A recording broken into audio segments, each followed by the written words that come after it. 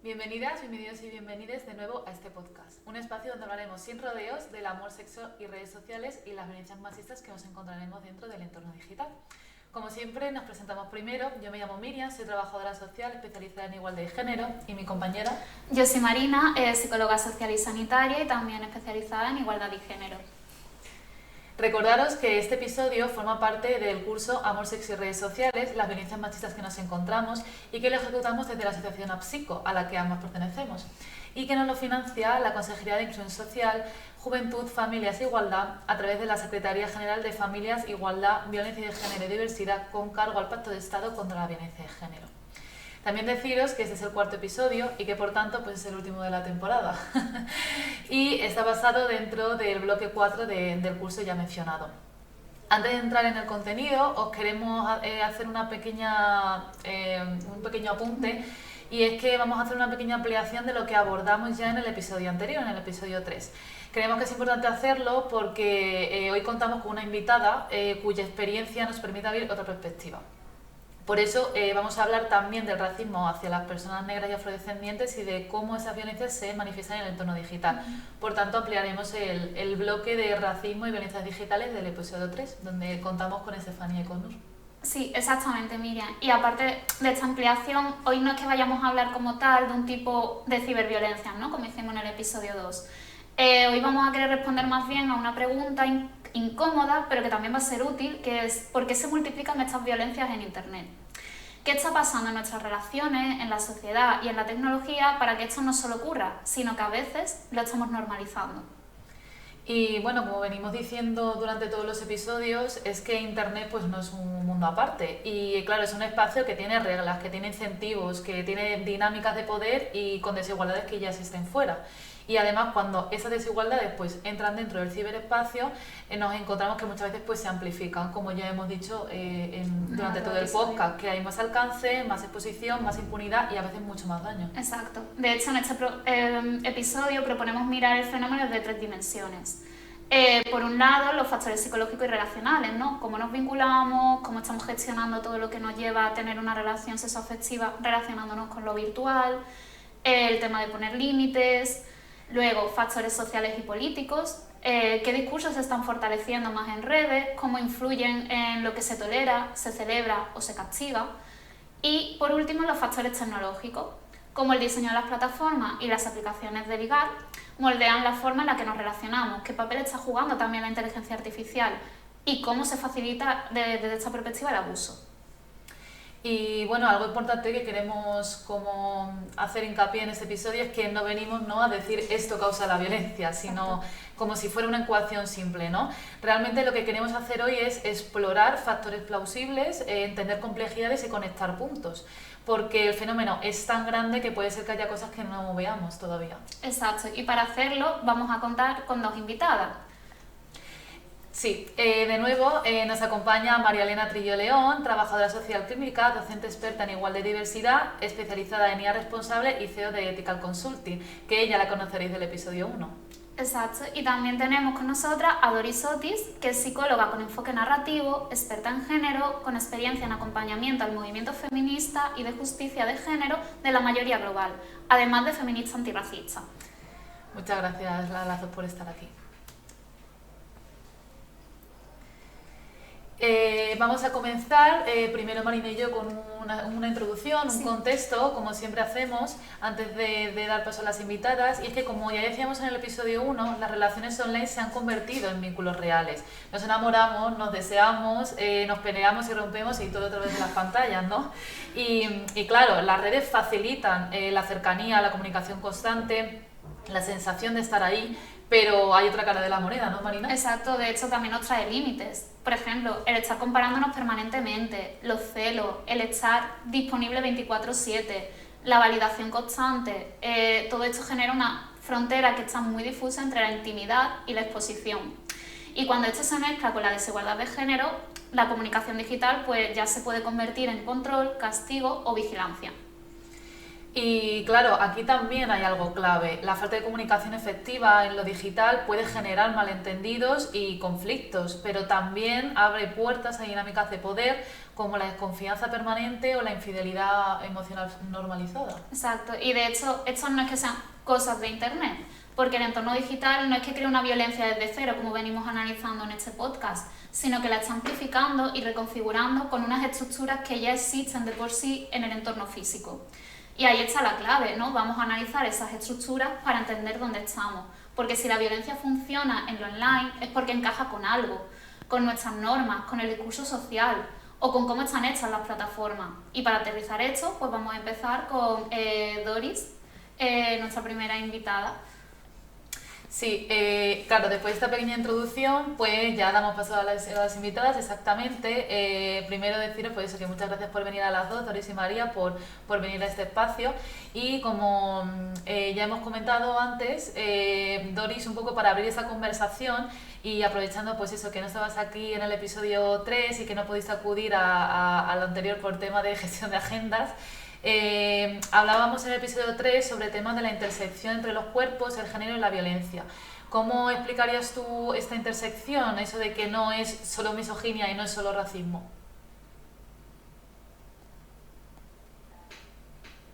Por la invitación. Estoy muy contenta de estar aquí con vosotras, con esta conversación. Y también gracias por digamos, posicionar el tema del por qué, ¿no? Creo que es importante poder pensar en las estructuras que están detrás de las violencias. Para mí, cuando pensamos en la misoginia y el racismo, en realidad me viene mucho la idea de la imbricación de las opresiones, ¿no? No podemos entender las violencias como aisladas, porque al final lo que estamos viendo son múltiples sistemas de dominación y opresión trabajando y cooperando entre ellos, ¿no? Y están trabajando pues para poder ser capaces de que esta violencia pueda suceder, ¿no? No podemos entender las violencias patriarcales sin entender la violencia colonial, por ejemplo, el racismo u otro tipo de violencia. Al final, la única manera en la que las violencias pueden proliferar y sostenerse es porque están oprimiendo de manera imbricada, ¿no? Es cierto que al final estas violencias, a pesar de que nos están impactando a todas las personas de manera constante, los cuerpos que ocupan esos lugares, que son entendidos como los inferiores, son impactados de manera diferente, ¿no? Y son los que transitan de manera más real y más directa, digamos, los lugares de opresión, a pesar de que las violencias nos están impactando a todas, ¿no? Y, por ejemplo, para mí una cosa en donde podemos ver esto es en cómo impacta en concreto a las mujeres negras. Creo que me lo vais a preguntar después, pero bueno, ya adelantando. Sí, de hecho, un poco todas estas violencias que dices que impactan más en estos cuerpos, ¿cómo se traduce eso en el día a día de las redes sociales? ¿Qué estereotipos se pueden observar más cuando está ocurriendo esto? Sí, pues de nuevo, de alguna manera para mí el espacio digital es una representación de cómo las violencias en el espacio, digamos, en vida real, como que ocupan territorios diferentes, ¿no? De nuevo, o al menos de alguna manera, una de las cosas que suceden en este espacio para mí de la representación virtual tiene que ver con las maneras en las que las personas no blancas, mujeres, feminidades no blancas pueden como ocupar espacio, ¿no? Y esto también pasa en la vida real, pero pienso yo que en el espacio virtual se hace mucho más evidente porque hablamos mucho más de representaciones, ¿no? Y de alguna manera los roles y las maneras en las que las personas pueden como transitar en el espacio virtual son muy específicas, son como roles únicos de alguna forma, ¿no? Son roles únicos que son los únicos lugares que son permitidos, ¿no? En los que las personas pueden como expresar, digamos, esa representación. Y para mí habría como dos grandes lugares únicos, ¿no? Un lugar siempre el lugar al final es el lugar del otro, ¿no? Que se puede como transitar a través de o bien el entretenimiento, porque de alguna manera como que estás ocupando el lugar de lo abyecto o de una especie de lugar que es interesante porque es diferente. Y como el lugar del consumo, ¿no? Y el consumo, que al final tiene que ver con objetivizar el cuerpo, el consumo lo puedo hacer de muchas maneras, ¿no? Lo puedo hacer a través de la sexualización, por ejemplo, de los cuerpos, pero también se puede hacer a través de la violencia, ¿no? Del sexo violento, ¿no? Que también es como ese lugar específico en el que realmente se conectan como esa objetivización entre el sexo y la violencia. Y también mencionar, me parece interesante también mencionar el tema de cómo al final también al construir esta imagen única es una imagen que yo puedo como usar para diferentes cosas y mencionar el tema de los memes, ¿no? Porque a mí, por ejemplo, pienso yo que la cultura en concreto negra se utiliza mucho en la objetivización a través del meme, ¿no? Como que uso esta imagen única, que es la única permitida, que es como esta expresión exagerada o esta expresión en la que puede como digamos, de una manera representar una emoción muy fuerte y la uso solamente pues a través de ese objeto, que es el único lugar donde se le permite estar. Sí, bueno, de hecho ya nos he hablado un poco, pero pues si quieres ampliar un poco más, claro, el caso es que muchas veces hay violencia desde el rechazo, pero tenemos la violencia desde el fetiche, ¿no? Que a veces parece que puede sonar como halago, pero obviamente es otro tipo de violencia, no va desde el halago, ¿no? Entonces, no sé qué has visto o que a lo mejor te ha podido pasar a ti en temas de esto, de la fetichización y o sea, que vemos como en las apps cuando el mensaje no es te odio, sino como te deseo por lo que representas. Muy conectado con lo que venía diciendo, de alguna manera es como la mirada dominante, en este caso podemos entender que la mirada dominante, podemos hablar que es esa mirada patriarcal blanca, heterosexual, como esta mirada, este sujeto, ¿no? Único se relaciona como con esta otra, ¿no?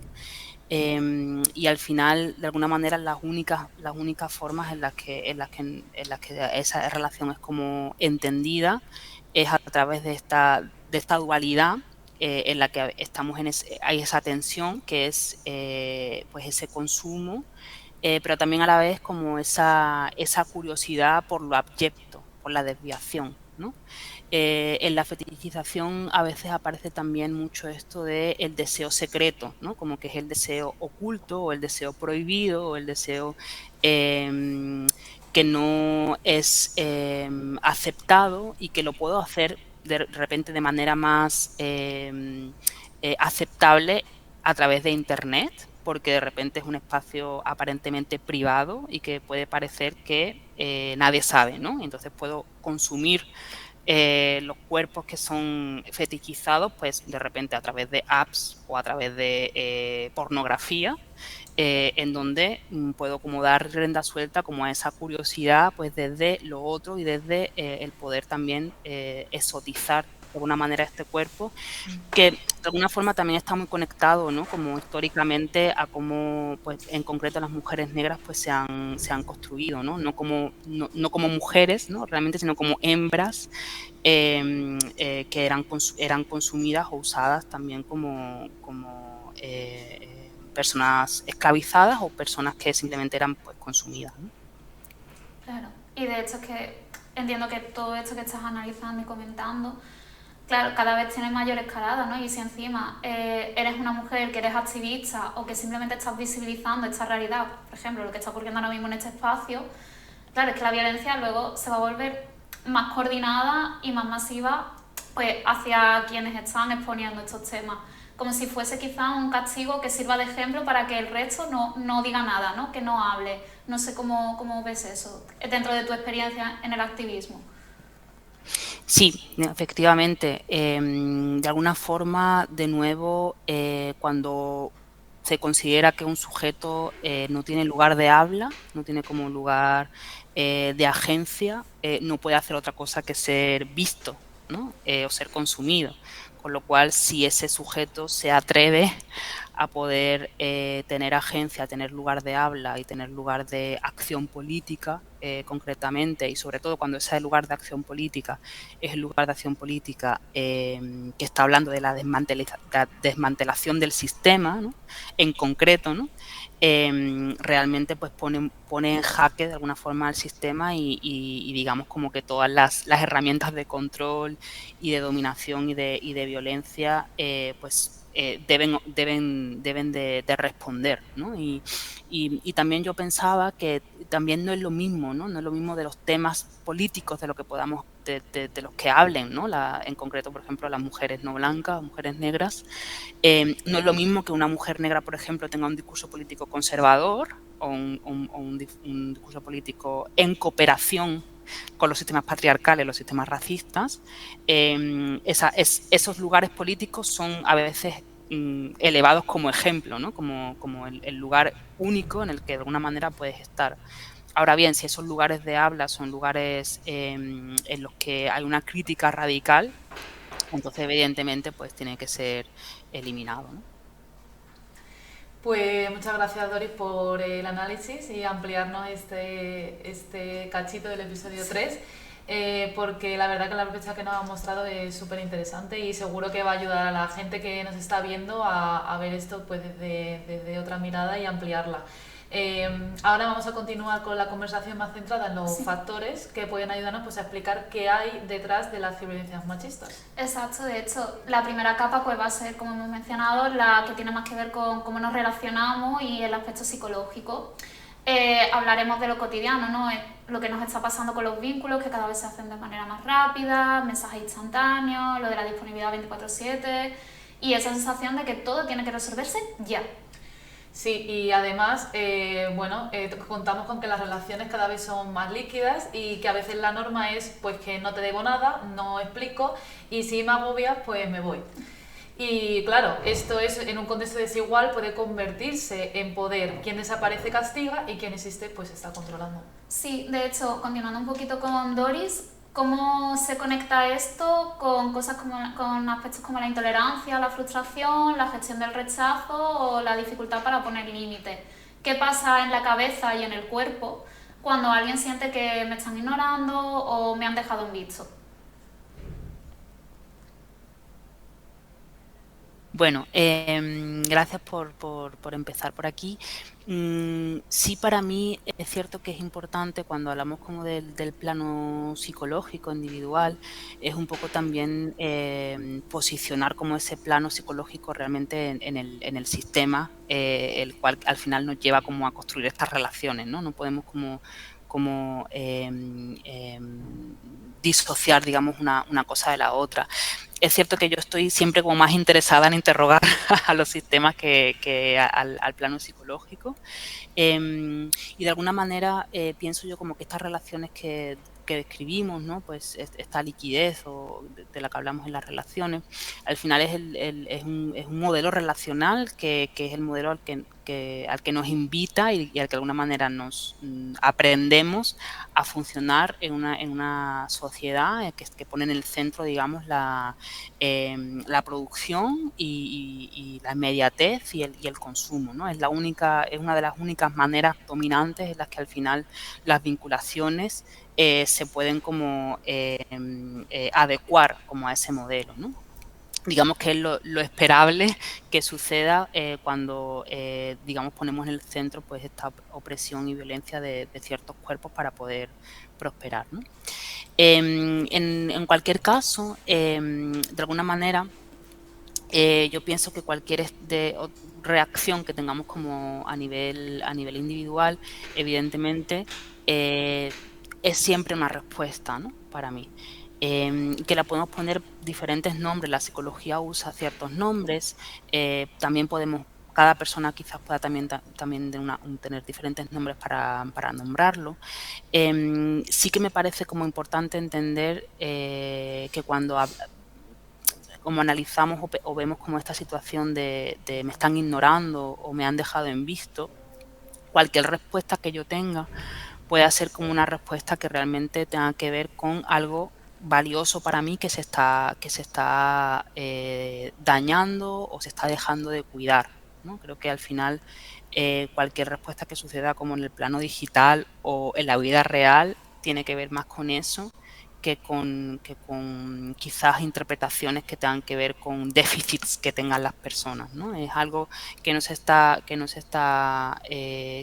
cuidando, y que quizás tenga que ver de repente con esta sensación de desconexión, de no ser vista. Precisamente es interesante esto de dejarme en visto, me resulta como muy interesante porque al final para mí tiene que ver con no me estás viendo, ¿no? Como que me está dejando en visto, con lo cual no estoy siendo vista, y la respuesta que tengo tiene que ver más con eso, ¿no? Sí. Sí, claro, sí, como esa idea un poco de que realmente tenemos necesidades que estamos poniendo sobre la mesa, pero que no, por razones que estamos analizando aquí, pues no están pudiendo verse cubiertas, por así decirlo. Sí, me gusta mucho la reflexión esta que has puesto también, como de que a veces las palabras que utilizamos desde la psicología, pues que realmente nos estamos moviendo todas como en esto, pero también van a ir cambiando y van a ir evolucionando, aunque las realidades en el fondo están siendo las mismas quizás. Y bueno, y aquí también un poco esta idea, ¿no?, de que al final todo lo que estamos sintiendo nos lleva a actuar de determinadas maneras, ¿no? En vez de, un poco relacionado con lo que has comentado, ¿no? En vez de me siento insegura o me siento inseguro, en el caso ya de cuando hablamos ya con estos componentes ya más machistas, si me siento inseguro, pues va a parecer que te tengo que vigilar, ¿no?, como contrarrespuesta. Si me duele este rechazo, pues te voy a castigar porque me duele este rechazo. Si no sé gestionar la incertidumbre o no estoy pudiendo encontrar la forma de hacerlo, te voy a exigir disponibilidad. Y sí, y María Elena, y desde la intervención, tú, desde la intervención social, ¿por qué el poner límites en mujeres muchas veces se castiga socialmente? ¿Qué rol tiene ahí el machismo? Bueno, chicas, nada, lo primero, muchas gracias otra vez por permitirme estar en este espacio, que la verdad que valoro mucho y que creo que es súper necesario. Y respondiendo a la pregunta, pues, a ver, cuando una mujer pone límite, está rompiendo con las reglas tradicionales del machismo. Entonces, la sociedad siempre suele castigar este tipo de actitudes porque, digamos, que em, desmonta este chiringuito del patriarcado y el control que pueden ejercer sobre nosotras. Esto también se conecta con otras muchas cosas, como por ejemplo la idea preconcebida de que la mujer debe de cuidar y debe de agradar. Si se nos educa o se nos ha educado, ¿no?, históricamente en cuidar, en agradar, en complacer o estar siempre disponibles para todo, en el momento en el que decimos que no, rompemos con esta expectativa y de esta expectativa de sumisión, y entonces pues ya no gusta porque somos tachadas de problemáticas o un poco de errantes. Después también entran en juego el momento de estás loca, eres muy exagerada, y cosas así. Histérica, es una palabra que me encanta por toda la historia que tiene detrás, pero es muy típica, que la usan bastante. Y, y esto ocurre porque son como este tipo de trampas psicológicas, ¿no?, que te pone el machismo, como el gaslighting y demás, porque claro, al decirte, no, es que estás loca, es que no es para tanto, pues buscan mermar tu, tu autoestima, buscan reducirte a lo mínimo. ¿Qué otras cosas también hay que tener en cuenta? Esa culpa o ese miedo a perder con el que nos crían también. Sentimos que si nos abandonan o que si no nos quieren o que si el amor no es todo lo romántico que nos han enseñado, nos han inculcado, pues, pues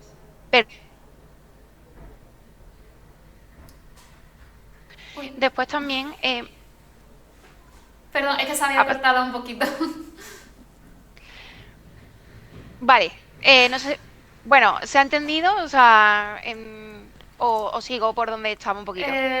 Sí, sigue si sí. quieres un poco desde la culpa y el miedo a perder, desde ahí. decía que también nos inculcan o nos criamos con esa culpa y con ese miedo a perder, porque esa educación romántica o del amor romántico nos dice que el amor todo lo puede, todo lo soporta y nos obliga a aguantar todo tipo de violencias y todo tipo de maneras de control. Después también este tipo de control, este tipo de violencias va directamente en contra de nuestra propia independencia. No quieren que seamos independientes porque no les viene bien. Si somos firmes en cuanto a nuestros límites, el machismo siempre suele reaccionar de forma violenta, ya sea física, psicológica, verbal, y este tipo de castigos lo hacen como una forma de darnos una lección. Y por último, yo creo que otra cuestión que tiene mucho que ver en todo esto, sin duda, es el odio en Internet. Hoy en día, las plataformas o el cómo está configurado todo premia la polarización, premia la radicalización, y en el momento en el que una mujer utiliza su libertad para decir que no,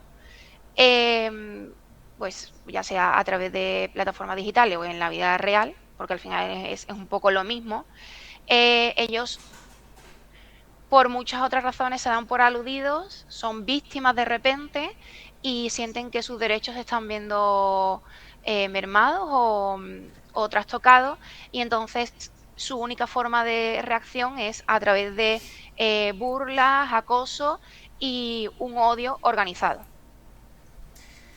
Pues sí, exactamente, María Elena, porque es que claro, el machismo pues no solo aparece como un insulto directo, aparece en la expectativa de que las mujeres estemos siempre disponibles, que contengamos, que expliquemos, que estemos calmadas, y que si no lo hacemos, pues claro, penaliza. Sí, exacto, de hecho, por ejemplo, ¿no? Pues lo que has comentado, ¿no? Si pones un límite, pues lo que ya te va a aparecer o bien es el gaslighting o un ghosting, ¿no? Para castigarte de alguna manera. O si no compartes la ubicación, es que ya ocultas algo. Te voy a controlar porque ya me estás ocultando. Y si subes una foto, es que la estás haciendo para provocar. Entonces, por ejemplo, Doris, ¿cómo se puede distinguir a veces una incomodidad normal que puede surgir de forma natural a veces por el hecho de que las personas nos vinculamos, cada una venimos con nuestra mochilita, y cuando nos estamos vinculando, pues a veces van a surgir esas incomodidades? Y cómo diferenciarlo esto de una dinámica que sí ya es de control y es violenta. Sí, efectivamente. Es importante también saber esto que bien tú has dicho, ¿no? Como que las incomodidades son es una experiencia que podemos tener todos y vamos a tener todos en el proceso de vincularnos, ¿no? Y van a ser respuestas que vamos a tener ante cualquier realidad que podamos como percibir que sea diferente a cómo es nuestro normal, ¿no? Cómo es nuestra forma de hacer las cosas. Puede ser que tenga que ver con mis expectativas en base a lo que yo haya aprendido, o puede ser que sea en base a cómo yo hago las cosas, ¿no? Y entonces espero que también tú en esa vinculación hagas lo mismo, ¿no? Y seas como un espejo de cómo yo siento, percibo y reacciono, ¿no? Y esta incomodidad, que yo creo que es interesante a veces también porque nos muestra como la posibilidad de que la otra persona sea otra persona y no la misma que yo, es algo necesario, ¿no? En este proceso de vinculación para poder construir relaciones honestas y también reales, y también a veces para poder darnos cuenta de quizás cosas que queremos cambiar, ¿no? A veces en esta incomodidad me doy cuenta de que de repente yo había construido una expectativa que no tiene mucho que ver con la realidad, y esta incomodidad pues me puede hacer darme cuenta de algo que quiero cambiar, y de repente pues incluso pues ponerlo sobre la mesa, ¿no? O puede ser también que esté hablando de algún límite, ¿no? Que se esté como rebasando, y que yo pues tenga que poner como también una pausa en eso, ¿no? Y decir, ok, me siento incómoda por aquí, hay aquí algo que no me encaja, y de repente también la posibilidad de actuar con esa incomodidad de manera que podamos centrar el cuidado de la persona, de la relación, ¿no? Y que no elijamos de repente pues actuar en base a esa incomodidad de una manera violenta. Para mí, cuando hablamos de esto, es como una realidad que nos va a pasar en todas nuestras vinculaciones, y que es interesante poder ser conscientes como que esto también hay cuestiones que nos van a incomodar todo el tiempo, porque no es un lugar cómodo el lugar de la vinculación. Pero luego cuando hablamos de las dinámicas de control, de violencia, para mí algo que me viene mucho como concepto es el abuso, ¿no? Que estamos hablando ya de una relación de desigualdad entre una persona que ejerce control y violencia hacia otra, ¿no? Una persona que la recibe, ¿no? Una persona que abusa, ejerce abuso, y una persona que recibe abuso, ¿no? Y a veces muy a menudo, sobre todo en relaciones de pareja, las personas que ejercen abuso suelen ser hombres y las personas que reciben abuso suelen ser mujeres, ¿no? Y esto está relacionado también con la propia estructura, ¿no? Que coloca además como estas ventajas y estas protecciones en los hombres en un sistema patriarcal, ¿no? Y que nos enseña y que además, pues, de alguna manera promueve que este tipo de relacionamiento pues sea lo normal a veces, ¿no? También me gustaría decir que este lugar de ejercer abuso y este lugar de las personas que están en situaciones de abuso no quiere decir que las personas pierdan su agencia o que el vínculo sea unidimensional, ¿no? Pasan muchas cosas en ese vínculo, pero el control y el abuso son normalmente comportamientos que están justificados, aprobados socialmente, y que además se pueden explicar de muchas maneras, ¿no? Sí que, ya por terminar, en esta diferenciación, creo que es interesante a veces, ¿no? Y esto lo vemos mucho también, a veces, incluso en redes sociales o desde otros lugares, ¿no? Como estos checklists, ¿no? Estos checklists como de red flags o checklists de qué es lo que tienes que estar atenta para poder diferenciar si tu relación es abusiva, ¿no? O estás en una relación de abuso. Y a veces yo pienso que si bien pueden ser útiles, muchas veces lo que realmente sirve para poder nombrar y diferenciar y reconocer tiene que ver con involucrarse en conversaciones con las personas, ¿no? Para que podamos realmente como contar, como de alguna manera desgranar los relatos de la experiencia y poder como llegar un poco a las consecuencias finales, ¿no? del abuso, ¿no? A veces lo que significa un comportamiento chiquito, ¿no? Que tú puedes ver como, pues esto a lo mejor pasa de vez en cuando te involucras en conversaciones ricas con las personas, puedes llegar como a entender lo que significa en última instancia o lo que puede significar en última instancia ese comportamiento en la vida de la persona, ¿no?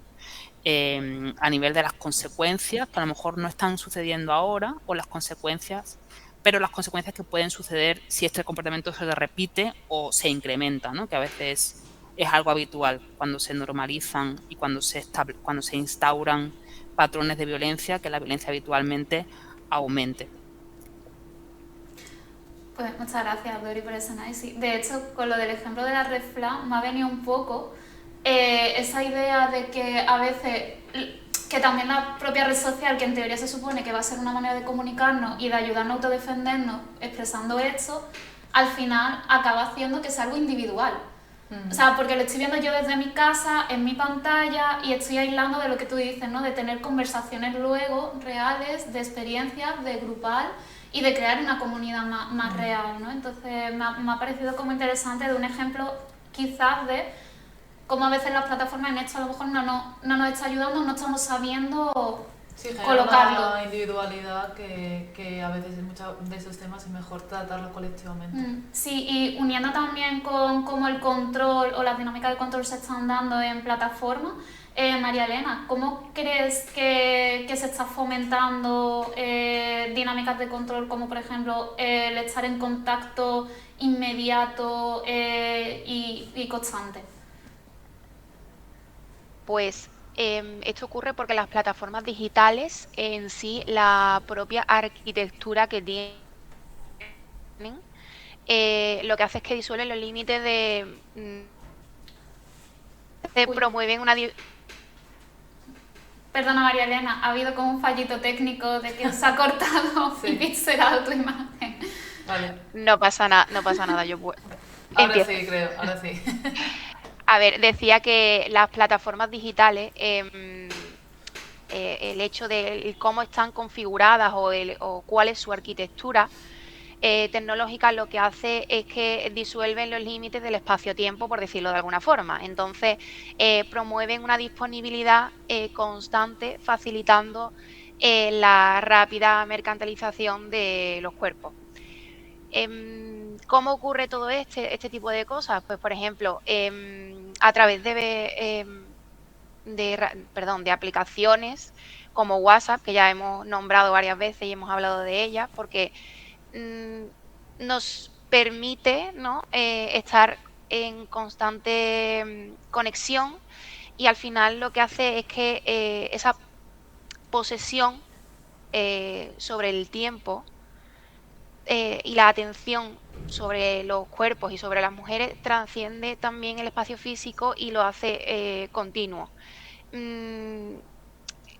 Esto es lo que os digo, permite un control 24/7.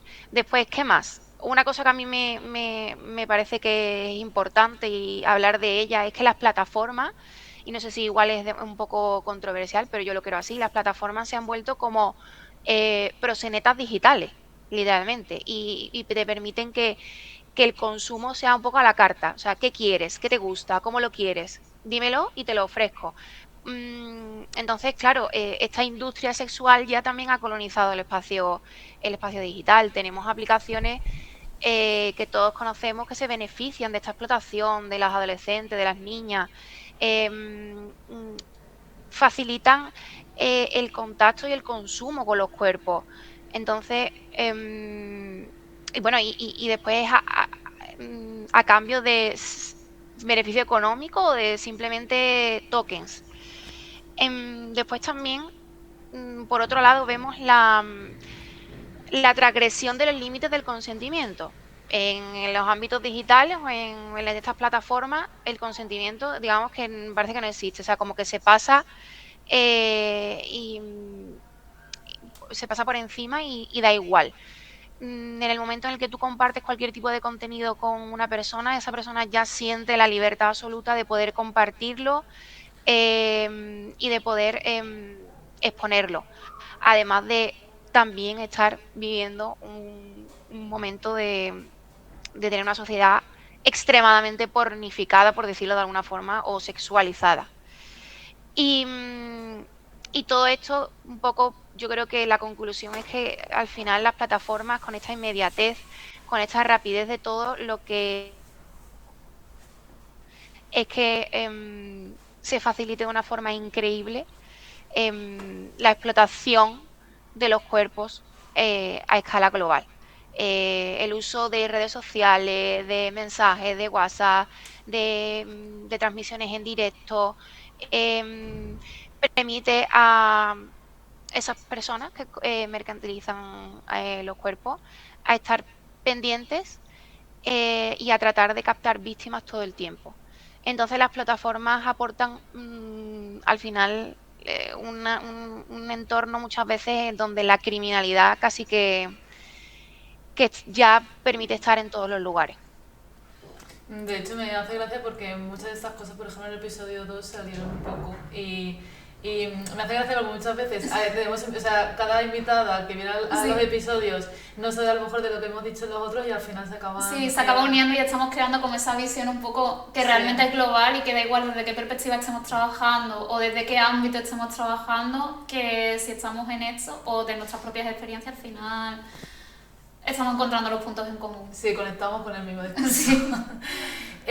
Pues sí, María Elena, pues es que claro, muchas veces pues también incluso hay una pieza que a veces se nos olvida, que es como el derecho percibido, ¿no?, dentro de esto, que es como la idea esa de como me debes una respuesta, me debes acceso, me debes explicación, y pues como hemos dicho, eso no es amor, es control y es querer poseer a la otra persona.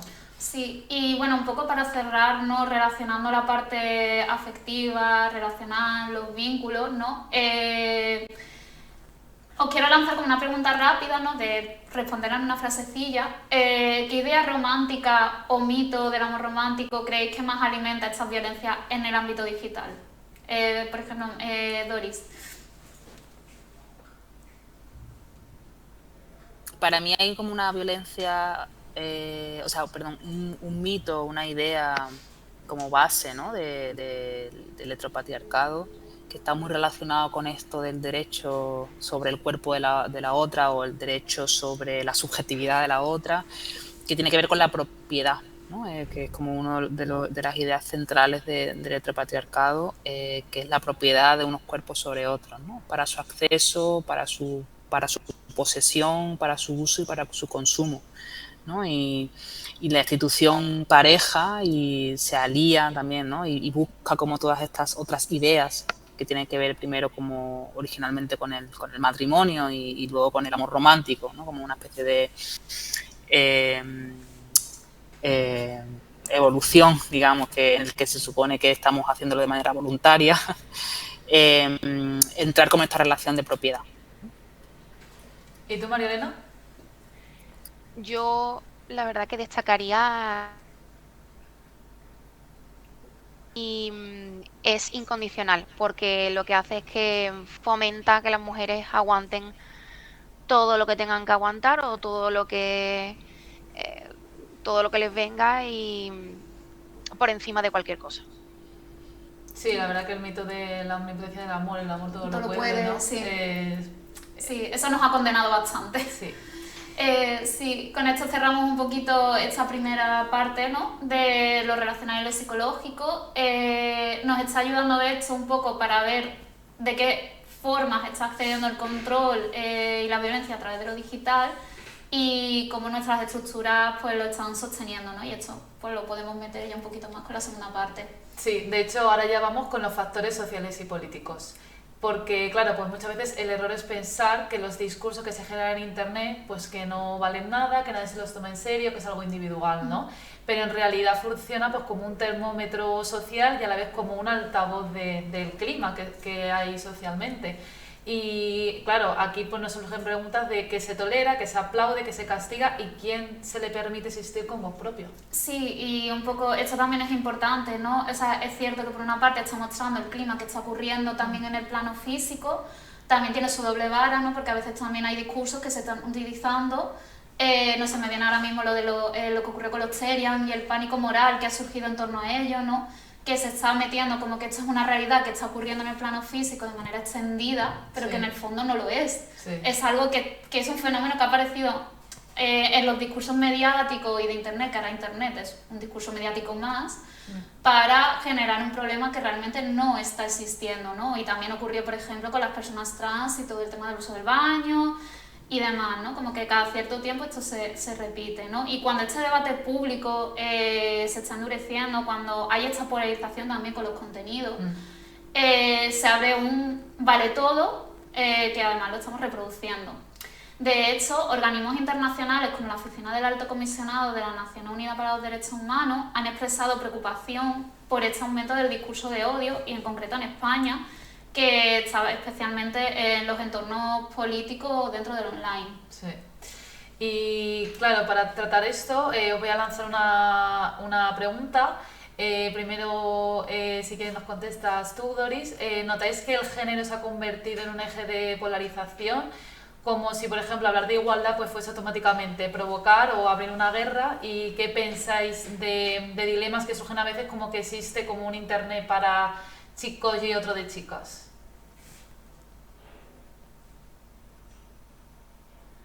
Sí, efectivamente, y de nuevo viene un poco este conectar, ¿no? Como lo virtual con la realidad. Y el lugar virtual, el espacio virtual o el espacio de discurso virtual como un reflejo de la polarización del discurso en los espacios cívicos que está ocurriendo en este momento, ¿no? Y para mí pues tiene mucho que ver también como con el levantamiento de los fascismos, del movimiento ultraderecha, que encuentran a veces como estos nichos en lo virtual como espacios en los que se pueden como proliferar, pero también está ocurriendo, ¿no? en el discurso popular, ¿no? Al final cualquier narrativa, ¿no? que sea crítica y que ponga como en disputa, digamos, estos discursos más conservadores, más desde la ultraderecha, como el discurso de género, que al final está de alguna manera pues señalando las estructuras de poder e intentando pues construir maneras diferentes, y desmantelar al final, ¿no? el patriarcado que sirve y es beneficioso para muchas personas y estructuras. Traer esto en el espacio virtual, pues evidentemente es interpretado como un ataque, ¿no? Como un enemigo, ¿no? Ahora el problema no es la estructura que estamos denunciando, sino que el problema es la ideología de género, ¿no? Como de alguna manera señalar esto como lo problemático en lugar de poder como involucrarse en esa conversación crítica, pues porque evidentemente el sistema se quiere autoproteger, ¿no? Y todo lo que tenga que ver con discursos que hablen desde las miradas críticas amplios, ¿no? Pues son entendidos como el problema, ¿no? Y aquellas personas que traen estos discursos, pues personas activistas o personas que están que tienen lugares de influencia en lo virtual, o periodistas, o bueno, personas defensoras de derechos humanos, o grupos activistas, pues son también entendidas como esas agitadoras, de alguna manera, la que problematizan, ¿no? el discurso, y son evidentemente pues atacadas, ¿no? y criminalizadas y puestas como en el ojo de mira, ¿no? De hecho, bueno, si me permites un apunte que creo que tiene mucho que ver. De hecho, hace unos días hemos visto 2 casos de doxing, sobre todo, Sí. y luego de acoso, sobre todo a Cristina Fallarás y a Rita Maestre. Cristina Fallarás ya con Amnistía Internacional, y de hecho ayer volvió a subir un vídeo de nuevo. Se ha tenido que cambiar 3 veces de domicilio porque llegan a la puerta de su casa y hasta la han marcado con una navaja. Y ella tiene menores dentro. Han venido dentro de, pues, a horas intempestivas, o ya al final da igual las horas, es el hecho de que suban a tu casa, sepan dónde vives y tengas te obliguen a cambiarte de domicilio, con lo que eso conlleva. Y ya no solo de domicilio, sino de la propia ciudad que a lo mejor en la que tú quieres vivir y que ya no puedes hacerlo porque gente de la ultraderecha ha subido. Lo peor de todo es que en el caso de Cristina Fallarás, Vox tiene una página en la que incita a sus seguidores a acosarla a ella. O sea, y de hecho ella lo denuncia y lo ha denunciado a la fiscalía, sí, que hay una foto suya en la página web en la que dicen qué queréis que se haga hacia Cristina Fallarás.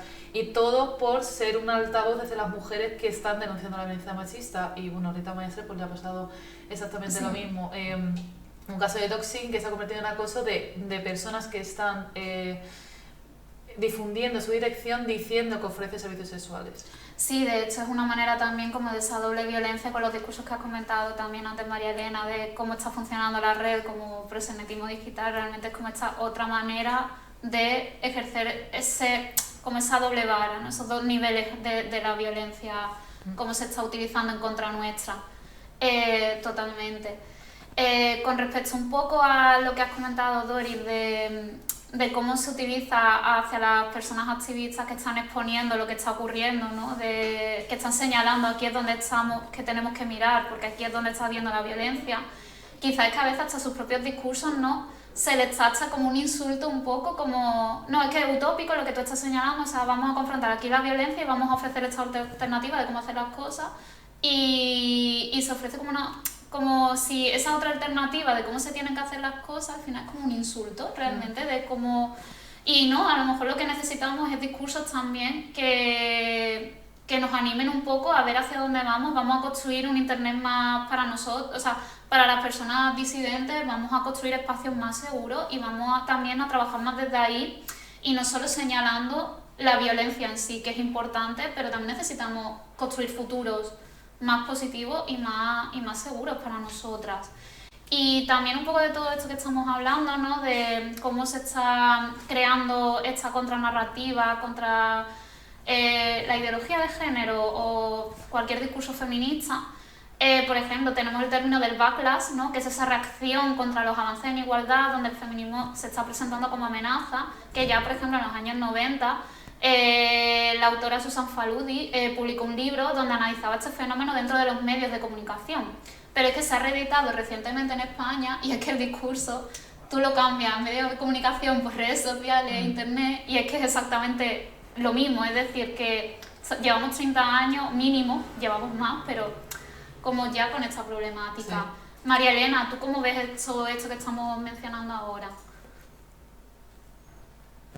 Ya que habéis hablado de estos dos casos de doxing, me gustaría también recuperar brevemente el caso también de Sara Santaolalla, que también está Sí. sufriendo acoso y persecución, incluso ya ha llegado al momento de ser agredida físicamente por estas personas. Entonces, al final, un poco con lo que nos quedamos es que si hablas, en cierto modo, puede que tengas cierta repercusión. Pero un poco recuperando el tema del backlash y esta reacción contra los avances del feminismo, lo que creo es que de repente nos encontramos en un momento en el que hablar de igualdad es como entrar en guerra, una declaración de guerra, una batalla campal, porque claro, han construido un relato en el que se les dice a los jóvenes, a los chicos jóvenes sobre todo, que la igualdad es un ataque directo contra ellos y que la igualdad es igual a la pérdida de sus derechos y a todos los problemas que tienen ellos en su vida, desde la calvicie hasta vete tú a saber. Entonces, claro, lo que hacen es que los alimentan para actuar a la defensiva y de forma violenta contra nosotros. Después también creo que hay una cuestión muy importante y es que el algoritmo o la forma en la que se configura Internet ahora mismo separa las realidades. O sea, es siempre lo mismo, es la polarización. Y pretende que en vez de pretende que Internet no sea un espacio de todo, sino que sea un espacio de o de chicas o de chicos o de disidentes, en fin. Y claro, ¿esto qué pasa? Nos encontramos con que los hombres jóvenes tienen un espacio en el que se les está radicalizando y se les está educando en ser víctimas de todo, pues con estos referentes que salen de repente, los Jim Bros, los Cristo Bros y demás, que alimentan estas narrativas de todo es culpa de las mujeres, todo es culpa de la igualdad, y sin embargo, para las chicas, por así decirlo, lo que tenemos ahora mismo, el panorama que tenemos ahora mismo en Internet es un lugar desolador, hostil, donde o recibes acoso o te callas para no salir perjudicada. Entonces, al final, pues es eso, un poco, que nos han empujado a vivir en esa polarización y de forma que de esta forma. Sí, bueno, y claro, y de hecho, pues esto ya nos comentas un poco, conecta con el tema de las masculinidades digitales. No sé si le puedes explicar a la gente que nos ve, quien no ha oído hablar de la manosfera, así de manera rápida, ¿qué es? La manosfera es el machismo de toda la vida, simplemente adaptado al siglo XXI. Como el siglo XXI o la era en la que vivimos hoy en día es todo digital, redes sociales, internet y demás, pues es un conjunto de foros, de perfiles de YouTube, de perfiles de TikTok, de perfiles de todas las redes sociales, que lo que hacen básicamente es culpabilizar a las mujeres o a la igualdad de todos los problemas que tienen los hombres y radicalizarlos. Sí, de hecho hay como también como hay estudios, ¿no? Como que hablan de como los ejes que hay, ¿no? De que a lo mejor hay o bien que están más politizados y otros que no están tan politizados, unos que son más misóginos y otros menos misóginos y va a dar diferentes formas, ¿no? Y por eso también tenemos como distintos nombres, como han mencionado, más los timbros o los gurús de la seducción, que están muy relacionados también con esta idea que luego vamos a hablar de las aplicaciones de cita, también del uso que los hombres hacen de ellas, o también ya si nos vamos youtubers más misóginos o incluso activistas por los derechos de los hombres. De hecho, ahora el Ministerio de Igualdad ha sacado una campaña con la palabra, bueno, con el concepto de mujer de alto valor, que es algo que los influencers estos de del gurú de la seducción, exacto, lo utilizan lo muchísimo. utilizan mucho, sí. Sí. Bueno, un poco también mencionado todo esto, ¿no? Que hay revisiones de literatura y mapeos que señalan precisamente toda esta dimensión organizada de la misoginia online y su relación con estas tecnoculturas tóxicas que estamos mencionando, ¿no? Doris, ¿qué narrativas podría haber detrás de estos espacios?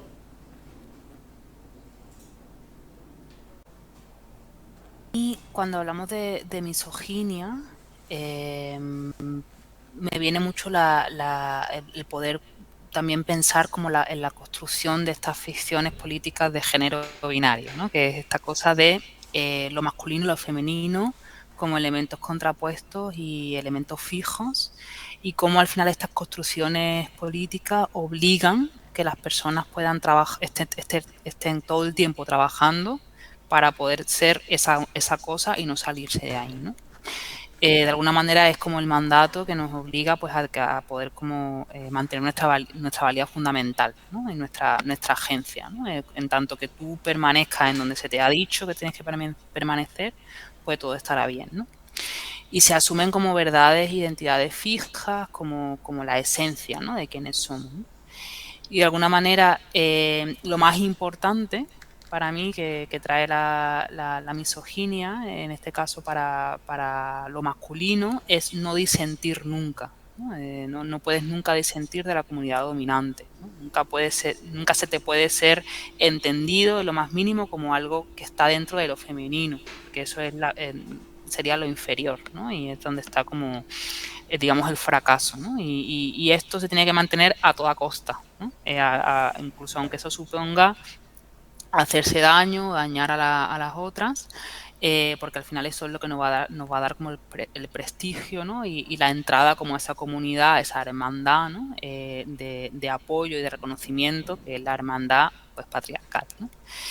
Entonces quedarse por fuera sería como lo abyecto y lo no valioso, ¿no? Entonces pienso que al final, de alguna manera, en las misoginias online y en todos estos, a veces como recetarios, ¿no? Que tú puedes realmente aprender a cómo ser como un hombre de verdad, y en contraposición como quién tienen que ser las mujeres de verdad, ¿no? Todo esto es un manual al final para poder seguirse reconociendo y encontrándose en esas identidades esenciales, que es, bueno, lo masculino, ¿no? Y cómo para estar ahí, pues vale cualquier cosa, ¿no? Cuando hablamos de estas culturas o estas, sí, estos espacios cerrados en los que al final son lugares de representación, de aprendizaje, pero también de control, para evitar que realmente los hombres puedan transitar cualquier otro lugar que no sea lo masculino.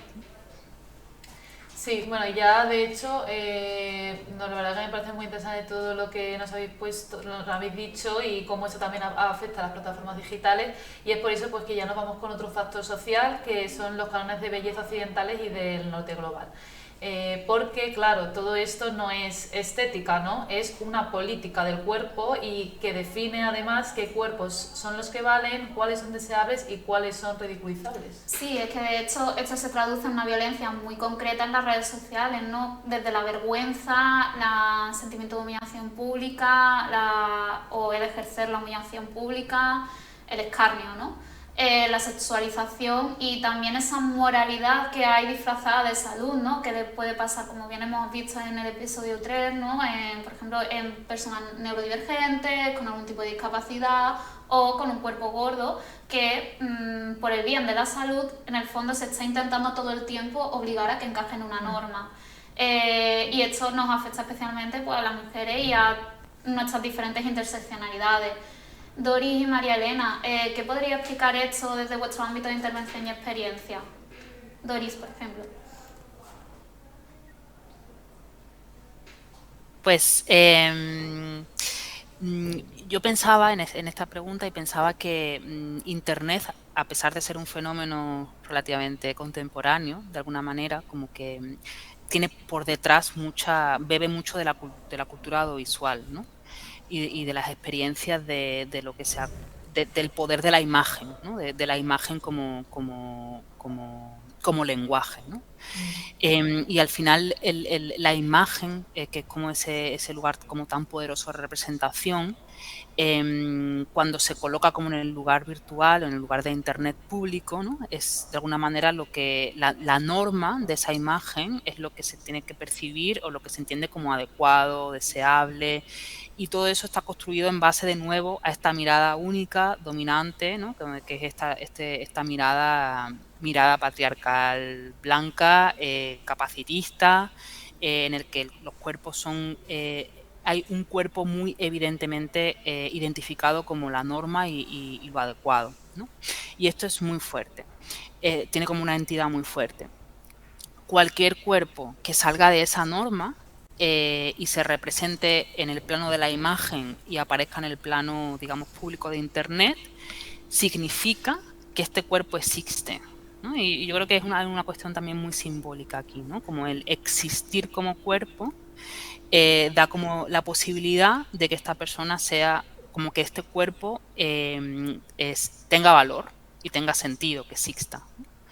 Y además que se le tenga permitido hacer cosas, ¿no? No solamente existir para ser observado como lo monstruoso, ¿no? O esta posibilidad de poder como entretenerse a través de la observación desde fuera, sino como un cuerpo que puede hacer cosas, ¿no? Y puede como relacionarse y puede crear incluso discursos, ¿no?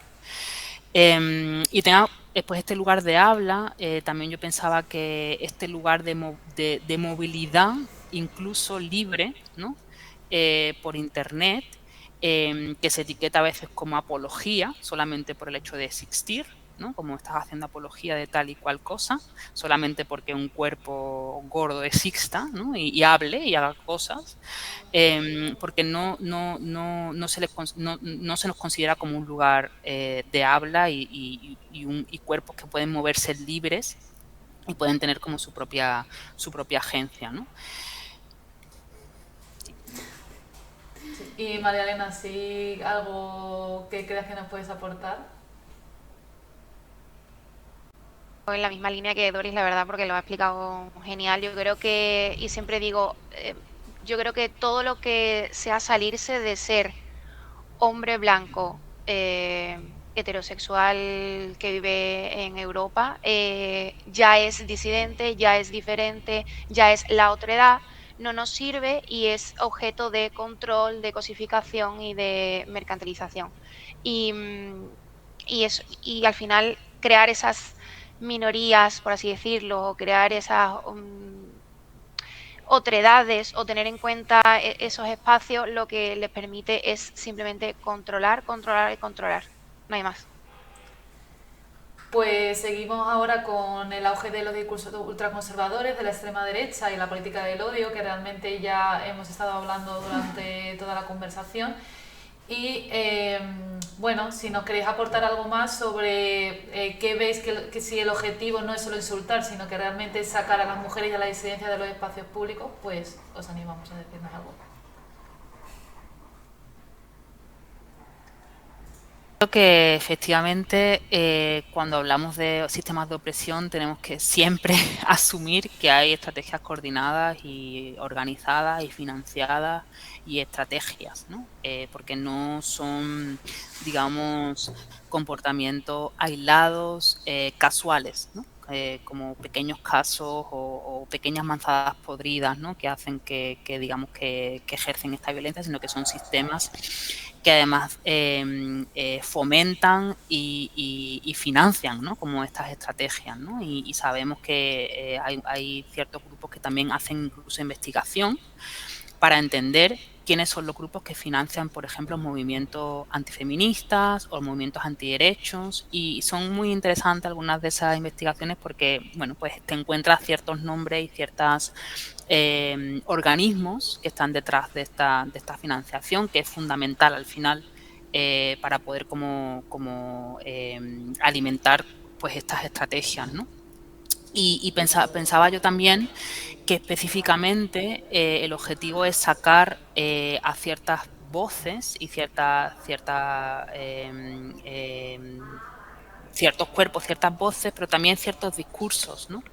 Y específicamente discursos que están señalando de manera abierta y de manera muy concreta a cómo el sistema opera, ¿no? Cómo el sistema opera haciendo análisis, investigación y una denuncia también compleja, ¿no? De cómo los sistemas se están interrelacionando entre sí y cómo los diferentes sistemas de opresión, como el sistema patriarcal, pero también las relaciones entre el sistema patriarcal, capitalista y colonial están operando entre sí. Y estas voces son específicamente las que más, las que al sistema más les interesa sacar, ¿no? Porque están además explicando muchas veces a público general que no tiene por qué estar tan consciente de estos mecanismos, están explicando a veces de manera muy pedagógica y muy abierta cómo están funcionando estos sistemas y además están señalando a personas, ¿no? Haciendo denuncia concreta a personas que se benefician de estos sistemas, ¿no? Entonces son voces que realmente son problemáticas, son peligrosas y hay pues un objetivo de poder silenciarlas, ¿no? Y Mariana, si tú crees que se nos ha quedado algo en el tintero que quieras aportar. Súper rápido, simplemente decir que sí, evidentemente el objetivo central de estos ataques organizados no es únicamente insultar, porque eso es como un poco la superficie. Al fin y al cabo, la intención es lograr el efecto silencio. Uy, se ha cortado. El efecto silenciador. El efecto silenciador y de expulsión de las mujeres y de las disidencias de la esfera pública. Simplemente rescatar una denominación que a mí me gusta mucho porque creo que es bastante representativa y es la fachosfera. Es simplemente la convergencia de estos espacios digitales o de las capacidades que tiene el espacio digital en el que vivimos o que tenemos hoy en día con la extrema derecha, donde simplemente encuentran el lugar perfecto y magnífico para reclutar a hombres jóvenes, sobre todo a su fila y a su discurso, y donde el odio hacia las mujeres o estos discursos en contra de la igualdad se entrelazan directamente con el racismo, el autoritarismo, la LGTBI-fobia y pues es la manera perfecta que tienen para atacar a todo lo que ellos consideren que les puede hacer daño o que es simplemente diferente o que simplemente existe y respira, básicamente. Sí, pues muchas gracias por este último cierre ya de este bloque y ya pasamos para el último, que bueno, serían los factores tecnológicos, pero en verdad muchas de estas cosas ya las hemos ido analizando bastante. Simplemente yo quería como lanzar un pequeño apunte, ¿no? Más relacionado con un poco con el proceso de la gamificación, ¿no? Que tienen muchas veces sobre todo las aplicaciones ya más de encontrar relaciones sexuales o afectivos sexuales, ¿no? Las apps de ligue, que hay como esa idea un poco de que entendemos que ya hay decisiones pequeñas que van a cambiar mucho el resultado de cómo nos manejamos en este espacio, ¿no? Hay cambios de diseño que quizás pues hace que sea más fácil agredir y no tanto cuidar, ¿no? Que se supone que si nos estamos vinculando, hemos mencionado ya los cuidados, ¿no? Que es algo importante. Sí. Y, por ejemplo, pues esta idea del catálogo, ¿no? Del swipe, del descarte, de las microrecompensas que tiene, cómo nos relacionamos, ¿no?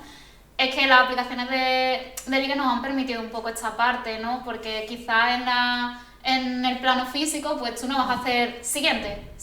Bueno, hubo en su momento un reality que era eso, pero en nuestra realidad como que no lo hacemos, ¿no? Y de hecho, hace poco estaba leyendo el libro de Cartografías del deseo amoroso de Andrea Proenza, que de hecho lo tenemos por aquí, que ella hacía como un análisis un poco de distintas investigaciones que hablaban del uso de las aplicaciones de ligue por parte de hombres y mujeres. Estoy hablando dentro del entorno heterosexual. Y aquí decía que un poco lo que encontraba era que hay mucha más cantidad de hombres dentro de las aplicaciones como Tinder o Bumble que mujeres, y que está todo el tiempo la aplicación, quiere mantenerlos todo el tiempo, ganar dinero a través de ello y les ofrece malas opciones de pago que a las mujeres. Interesante.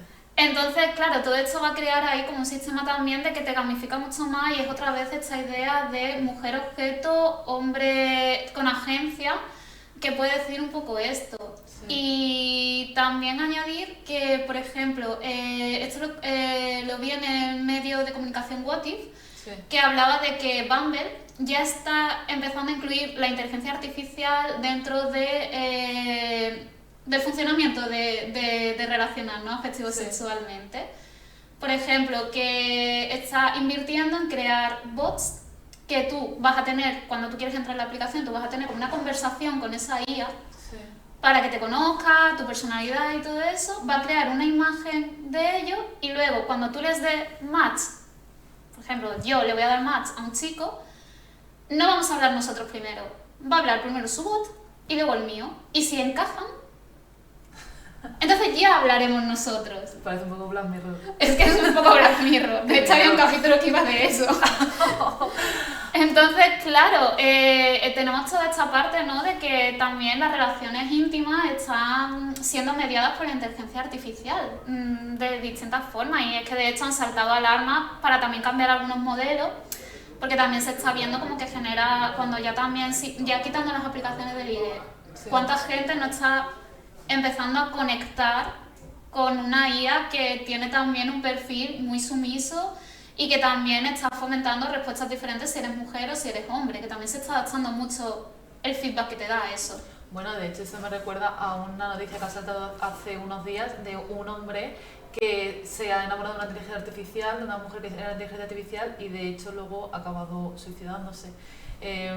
O sea, yo creo que todo esto refleja un poco Sí. hacia dónde vamos y lo que está pasando. Y de hecho ya en el 2013 estaba la película Her de Spike Jonze, que hablaba de esto, que Scarlett Johansson era una IA Sí. y el protagonista se enamoraba de ella. Sí. O sea, que nos parecía ciencia ficción, y Pero estamos, ya no. estamos ahora mismo en eso. No sé, vos, María Elena, Doris, vosotras, ¿qué pensáis de esto que acabo de empezar a lanzar? No sé qué estáis observando desde vuestros ámbitos de trabajo. María Elena, por ejemplo.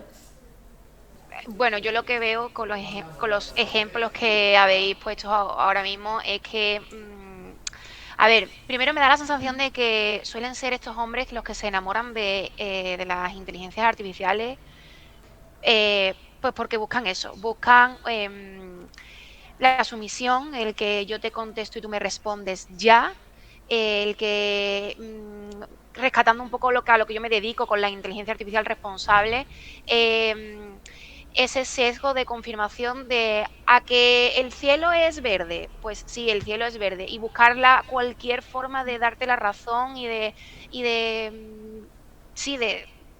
secundar lo que tú estás diciendo. Entonces, a mí me resuena un poco en ese sentido, en que se terminan enamorando, enganchando o idealizando esta IA porque es lo que quisieran, lo que les gustaría y lo que pretenden realmente. Una persona que les siga el juego, que les diga que sí y que sobre todo sea sumisa y controlable por ellos. Al fin y al cabo es, yo hago clic, yo te escribo y yo decido. Entonces, igual no sé si es un poco conspiranoico, pero a mí de verdad que me resuena completamente así.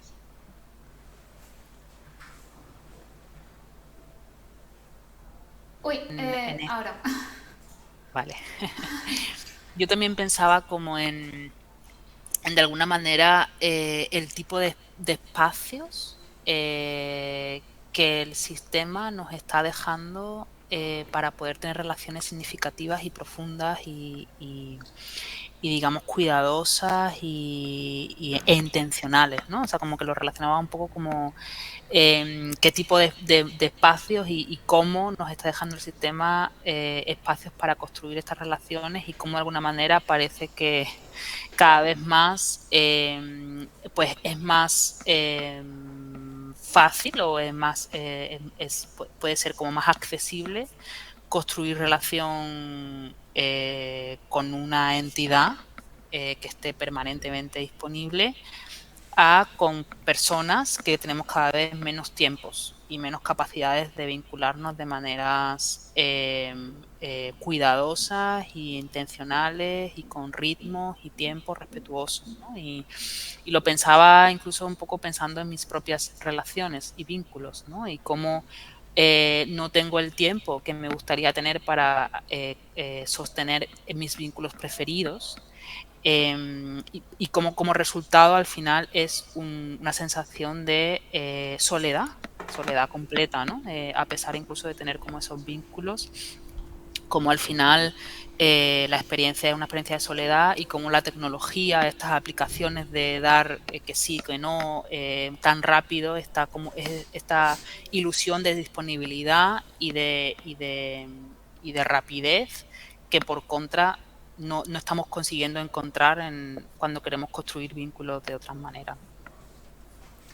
Pues ya pasamos para la sección fija, ya casi terminamos. Y bueno, es que nosotras que siempre queremos hacer una pregunta que tiene que ver con los cuidados y con los recursos. Sí, esta María Elena se la sabe. Recomendarnos algún libro, un podcast, una cuenta, una herramienta, lo que se os ocurra que pueda ayudarnos un poco a combatir pues, las violencias machistas online. Dori, ¿tú qué nos recomendarías? Igual no es súper específico de violencias online, pero sí he pensado en compartir el nombre de un colectivo que se ubica en Barcelona que se llama Madrecitas y que es un colectivo de madres migrantes que están en resistencia, pues luchando contra la violencia que sufren cuando les quitan las quitadas de custodia a madres migrantes, que hay muchas quitadas de custodia de niñas a madres migrantes, y creo que es un espacio y es una realidad de la violencia patriarcal racista que muchas veces pues queda sin ver. Y María Elena, si tú quieres aportar algo nuevo, aparte de lo del episodio 1, y si no, pues nos quedamos con la respuesta del episodio 1, lo que tú nos digas. Tengo por ahí. A ver, yo... a mí me gusta mucho, me parece muy interesante el documental Mi hijo no ve porno, de RTV, donde habla de los efectos de la pornografía en los adolescentes y de la relación que tiene con, digamos, las violencias digitales. Pues genial, pues lo Sí, apuntamos luego en la descripción del vídeo. Y bueno, ya de últimas preguntas, de manera muy rápida para terminar, decirnos una clave práctica e individual, colectiva, institucional, que os gustaría que la gente pues aplicara desde mañana. María Elena, si quieres empezar. Sin duda, por favor, dejar de blanquear o tolerar los discursos moderados o tibios de la gente. De, ay, bueno, es que bueno, no es para tanto, es que no sé qué. Y por favor, de suscribiros completamente también de este tipo de personas que se creen que lo saben todo, que hacen apología de que es una mujer de valor, un tal, un cual. Pero sin duda, por favor, no blanqueemos más los discursos, ni extremos, ni tibios, ni nada. Ha quedado claro. ¿Y tú, Dori?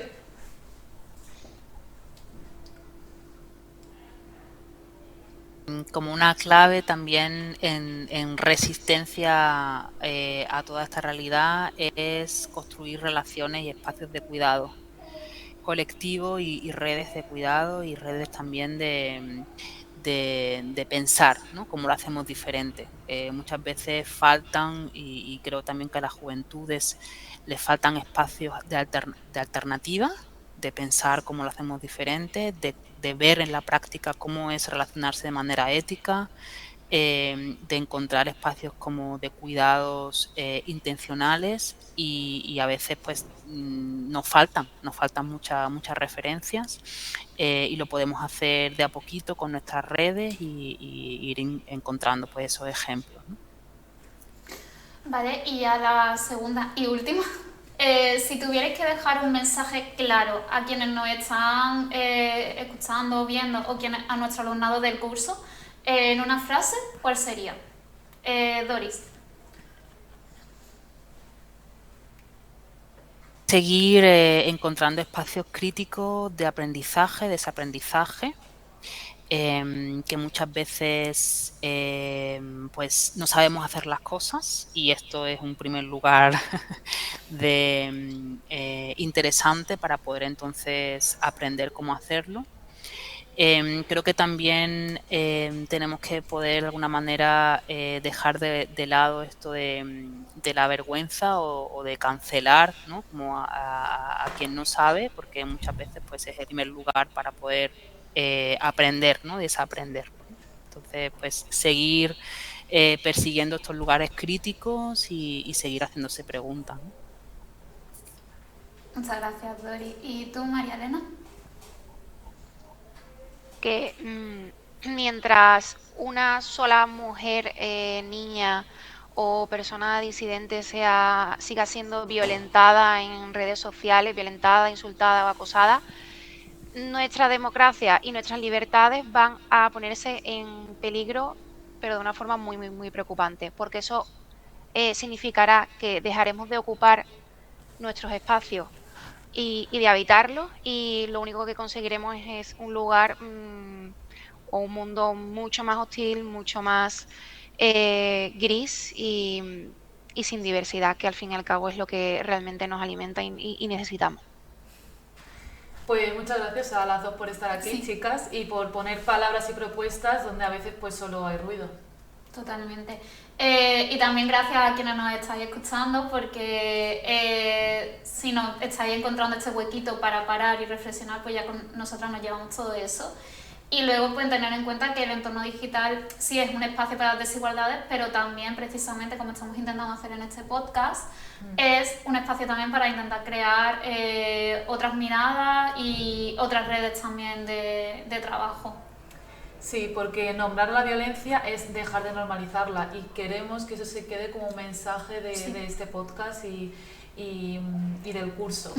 Por tanto, pues bueno, nos despedimos aquí, ya el último episodio, como hemos dicho antes, y nos vemos, y muchas gracias por acompañarnos en esta temporada del podcast. Gracias. Chao, Adiós. gracias.